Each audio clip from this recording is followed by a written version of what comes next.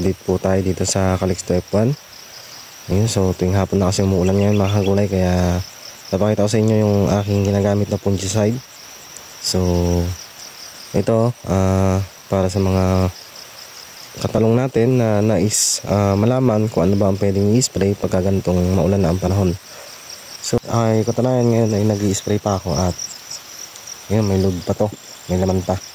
So ang gamit ko ngayon ito, nakikita nyo diba kulay blue siya.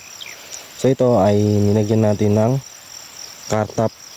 Ayan, so gumagamit tayo ng car top ngayon, tapos gold ay pinaghalo na po sa isang lalagyan.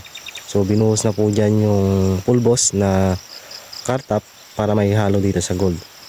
So ngayon ito naman isang bote na to, ito yung pinaglagyan ng gold rush. Ayan, so hindi gold rush yung aking pinanghalo sa car top, so ito yung ordinary gold. Ito ay fungicide. Ang laman naman po nito ay yung Cabrillo top. Ayan, so ilagay ko na lang sa screen. Ayan yung aking gamit. Nagtitimpla ako ng 70 ml na fungicide dahil nga sa pag-uulan na yan, kailangan nating agapan para hindi magkaroon ng problema sa mga puno niya at hindi magkaroon ng pagpapatay. Ayan, so makikita nyo ito, lapitan natin yung mga talbos niya. Ayan yung pamulaklakan niya. So yun nga mga kagulay, katatapos lang natin mag-spray. So ito yung ating pinakita kanina. So yung isang lalagyan ay naiwan na doon kasi wala naman siyang laman. Yung po yung Cabrillo top. Sana tumaas na ang presyo ng ating mga alagang talong. Ayan. At para makabawi-bawi naman po tayo sa puhunan. So doon nga pala sa nagtatanong sa akin kung gumagamit pa daw ba ako ng Glorious Bet 1000 Plus.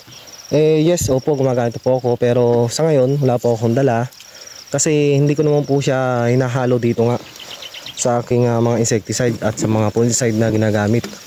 Pagka gumagamit po ang Glorious Bet 1000 Plus ay nagiging maganda yung ating mga talbos at sa mga pamulaklakan. Ayan, hindi basta nahuhulog pagka umuulan.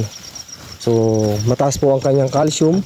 Bukod doon, dahil nga madalas ang ulan, yung iniwasan niya yung mga sakit sa lupa.